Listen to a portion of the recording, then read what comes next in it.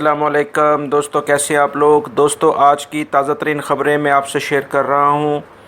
حرم مکی اور حرم مدنی شریف صلی اللہ علیہ وسلم میں ختم قرآن کے روح پرور اجتماعات ہوئے ہیں کہ جس میں فرقہ وارانہ فتنے سے بچاؤ اور اتحاد امت کی دعائیں مانگی گئی ہیں۔ ختم قرآن رمضان المبارک کی 29ویں شب کو ہوا ہے کہ جس میں سعودی عرب کے 13 صوبوں، بڑے شہروں، دیہات اور ملکی اور غیر ملکی لاکھوں فرزندان اسلام نے شرکت کی ہے، اور لاکھوں افراد جو ہے وہ بیرون ملک سے بھی آئے تھے۔ ایک اندازے کے مطابق تقریباً 20 لاکھ افراد نے مسجد الحرام میں نماز تراویح ادا کی ہے۔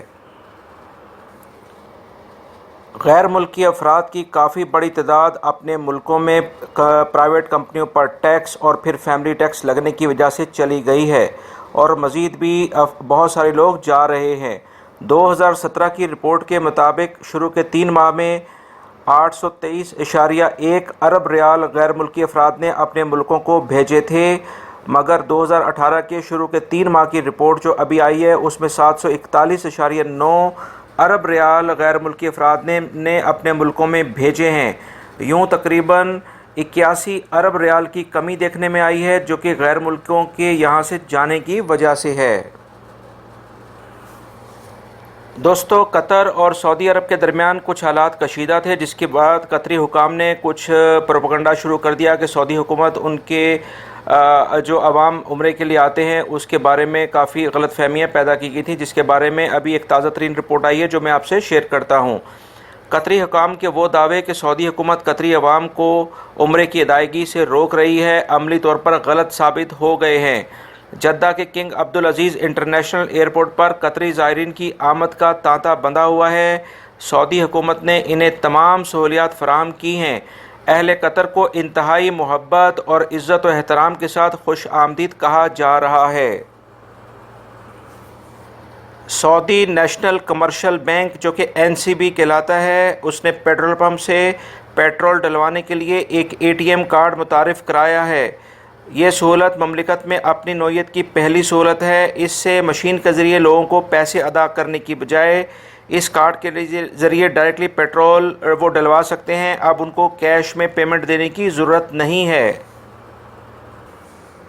دوستو، جازان سے خبر آئی ہے کہ عید الفطر کے موقع پر آتش بازی کا سامان فروخت کرنے والوں کی پکڑ دکڑ شروع کر دی گئی ہے۔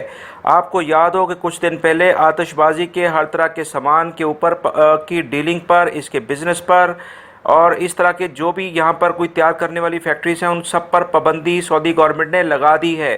اس سلسلے میں مزید تفصیلات کے مطابق جازان ریجن کے تمام کمشنریوں میں آتش بازی فروخت کرنے والوں کے خلاف اور ان کے اڈوں پر چھاپے مارے جا رہے ہیں۔ جازان پولیس نے خبردار کیا ہے کہ اس حکم کی تعمیل نہ کرنے والا کوئی بھی شخص ملک عزیز کے امن و امان اور استحکام سے کھیلنے کی کوشش کرے گا، لہٰذا ایسے افراد کے خلاف آہنی ہاتھوں سے نپٹا جائے گا۔ جازان سے ہی ایک اور خبر آئی ہے کہ سیکورٹی اہلکاروں نے ایک ہفتے کے دوران سینکڑوں درانداز گرفتار کر کے متعلقہ ادارے کے سپرد کر دیے ہیں، جبکہ بیرون ملک سے تیار شدہ شراب کی 42 بوتلوں کی اسمگلنگ کی کوشش بھی ناکام بنا دی گئی ہے۔ ایک گاڑی سے 660 قات کی گانٹھیں اور دوسری گاڑی سے 420 گانٹھیں اسمگلنگ کرنے کی کوشش کی جا رہی تھی، ان کو پکڑ لیا گیا ہے۔ ضبط شدہ مال کی قیمت تقریباً 2.5 لاکھ ریال سے زیادہ ہے۔ مدینہ منورہ سے خبر آئی ہے کہ مسجد نبوی میں 1000 سے زائد گم ہونے والے بچوں کو سیکیورٹی فورسز نے پیشہ ورانہ صلاحیتوں کو استعمال کرتے ہوئے ان کے گھر والوں سے ملوا دیا ہے۔ صرف بچے ہی نہیں بلکہ 390 مرد حضرات اور 1090 خواتین جو مسجد نبوی میں راستہ بھٹک گئے تھے، انہیں بھی ان کے گروپس اور ان کے رشتہ داروں سے ملوا دیا گیا ہے۔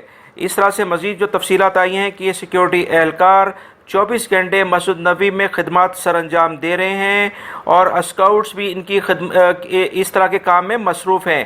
مسجد میں داخل ہونے والے خصوصاً جو بھی افراد ہیں، جو عورتیں ہیں، چھوٹے بچے ہیں یا ضعیف افراد ہیں، ان کو کلائی پر ایک بینڈ پہنایا جاتا ہے جس پر ان کا نام، ان کا ٹیلی فون نمبر اور ان کے والدین کا نام درج ہوتا ہے، جس سے انہیں بآسانی گمشدگی کے بعد گھر والوں سے ملا دیا جاتا ہے۔ यही नहीं बल्कि माहिर नफ्सियात और तजर्बा कार ख़वातीन भी वहाँ मौजूद होती हैं जो कि गुमशुदा लोगों को संभालने में मदद कर रही हैं। दोस्तों, सऊदी फ़ुटबॉल टीम इफ्तिताई मैच के लिए मास्को पहुंच गई है। सऊदी अरब में अल खरज, यम्बो, जद्दा और शहर के मुमलिकत के मुख्तलिफ शहरों में फीफा फुटबॉल वर्ल्ड कप के मुकाबले दिखाने के लिए बहुत बड़ी बड़ी स्क्रीन्स लगा दी गई हैं। अगर हम सऊदी अरब में अल खरज की बात करें तो किंग अब्दुल अजीज़ पार्क, किंग फहद पार्क, शहजादा अब्दुर्रहमान बिन नासिर पार्क और शौला फुटबॉल क्लब में नस्ब की गई बहुत बड़ी बड़ी स्क्रीनें, और इसी तरह से यम्बो में भी बहुत बड़ी बड़ी स्क्रीनें लगाकर फ़ुटबॉल देखने के मैचेस देखने के इंतज़ामात किए गए हैं, जहां पर ईज़िली आराम से बैठने की सहूलतें भी फराहम की गई हैं। दोस्तों, जद्दा शहर के साथ साथ सऊदी अरब के बाकी शहरों में भी 25 जून से समर फेस्टिवल के इनकाद किया जा रहा है। इस फेस्टिवल में इलाकाई रक्स, थिएटर, ड्रामे, पपेट शो, शेर व शायरी, खेलों के मुकाबले और शॉपिंग्स वगैरह के मौके फराहम किए जाएंगे। 30 दिनों पर मुश्तमिल इस फेस्टिवल में 500 से ज़ायद इनामात भी दिए जाएंगे, जिनकी मालियत 10 लाख रियाल तक होगी। जद्दा फेस्टिवल शहरियों और गैर मुल्कियों के लिए बहुत अहमियत का हामिल होगा। इस साल सऊदी अरब ही नहीं बल्कि आसपास के ममालिक भी इस फेस्टिवल में शिरकत के लिए आ रहे हैं।